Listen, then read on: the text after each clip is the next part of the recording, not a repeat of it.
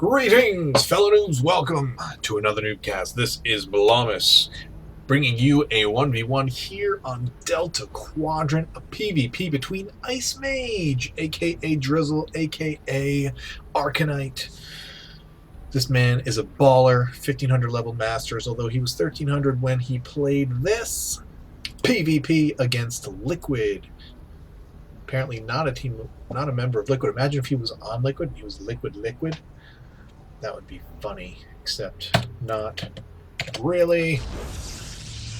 Yes, ladies and gentlemen, welcome back to NuubCast, where we love StarCraft, but we suck at it. But that's okay, because we got people like Ice Mage trying to help us get better at this game. Although I probably frustrate the crap out of him, because he tries to tell me all these good things to do, and I can't do them. Or I don't try, I don't practice hard enough. But that's all going to change, because I have declared that I am no longer playing ladder until I fix my macro and fix some holes in my game. That's my plan. I don't know how much I'm going to stick with it. I sometimes need that competitive juice, even though I know I'm losing just a lot of my games right now. And that always happens to me. But I feel like, once again, we're at the end of a season. On June 6th, the ladder's going to lock. It's going to be 2 weeks before you can move and get promoted or anything. But once again, just like the end of the first season, I feel like I'm right on the edge, right on the cusp of getting promoted. And I don't want to happen this time what happened last time, and get promoted at the beginning of the new season after my placement match, and then we see 2 gates going down here for Liquid. I see this a lot actually now, opening with 2 gates, and then we're seeing it here too, Ice Mage both doing it the same. But yeah, I don't want to. He's coming in here and saying, hey, he's doing what I'm doing. And he's going in here and saying, hey, he's doing what I'm doing. Nice build. So we are going to see early Zealot aggression, so it looks like it's going to come down to some micro here. There's the Cyber Core for Ice Mage. No core for Liquid, however. But he is chronoing out those Zealots. First Zealot already out for Ice Mage. And it looks like we have this Zealot out as well. So these guys just mirroring each other at the moment. We're going to see 3 Zealots come out for each player, and since they're going to come to fight, Liquid dropping that pylon so he can reinforce. 3 probes out here for Ice Mage, going to try and kite. The Zealot is going to run, and these units are going to be able to take out this pylon as well. But now we have 2 Zealots and a probe against 2 Zealots and 2 probes, and Ice Mage is going to run away and get this 3rd Zealot, and he is now pumping out a Stalker and another Zealot, while Liquid's still waiting for his Cybercore. So he's got this pylon up. He's got to protect this pylon so that he's able to warp guys in. However, Ice Mage's warp gate is already almost halfway done, so he is going to be way ahead, and this Stalker is going to come out. Liquid looks like he saw the Stalker and sent his probe away so he can make another pylon if he needs to.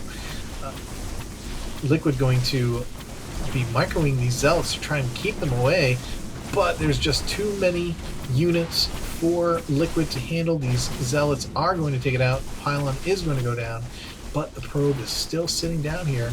But to see if Ice Mage is going to look around and find it. We have a 3rd gate going down for Liquid, just starting his warp gate tech, so he is going to be way behind the ball now as Ice Mage is looking to turn the tide.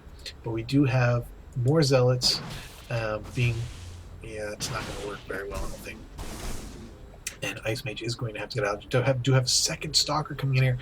It's going to be a nice micro battle here. You're going to have a bit of a treat, I think, as we look and see. But look, Ice Mage has got the probe in the base with the proxy pylon. Warp gate is finished right now, and now going to be able to warp in units on the low ground. Going to be able to come up, sneak in. I'm pretty sure that, he has no idea about that pylon.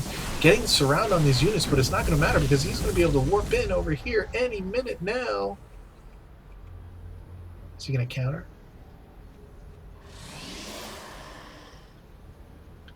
Is he going to counter? No, he isn't.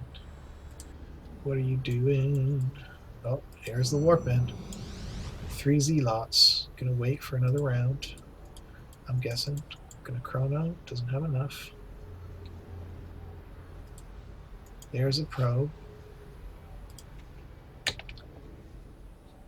Sneaky, sneaky, sneaky.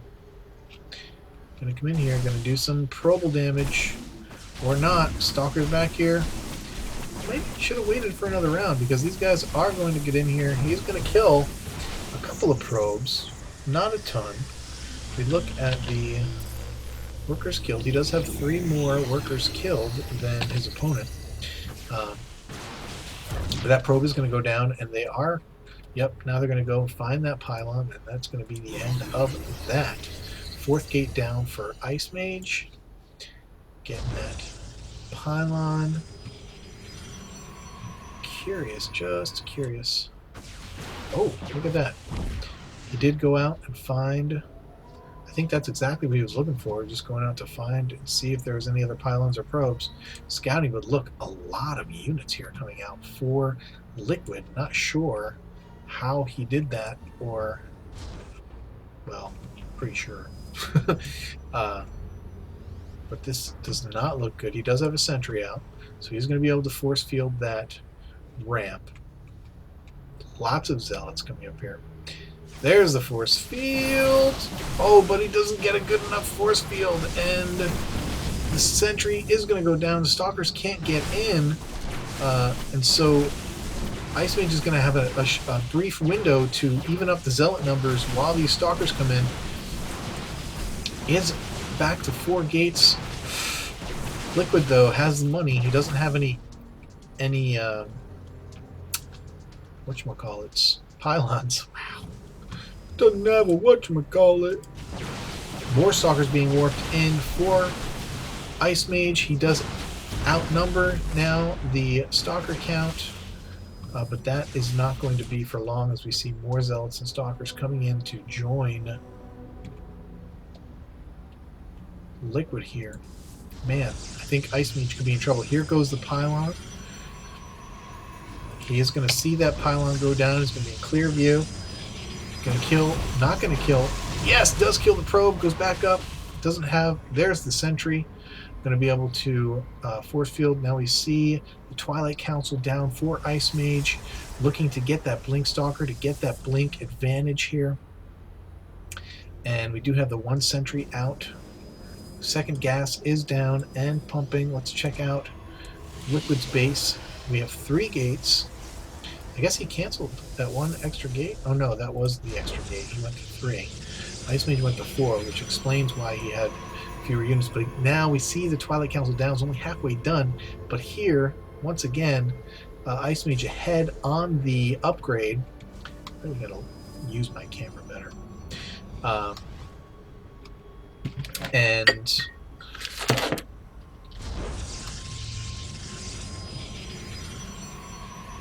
just ahead of the game on the upgrades here, so he's going to be able to have that blink earlier, and it's a small window, but that is a timing window he could take advantage of if he is able to.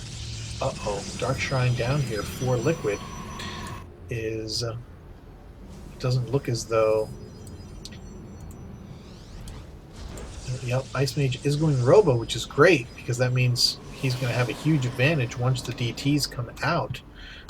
But man,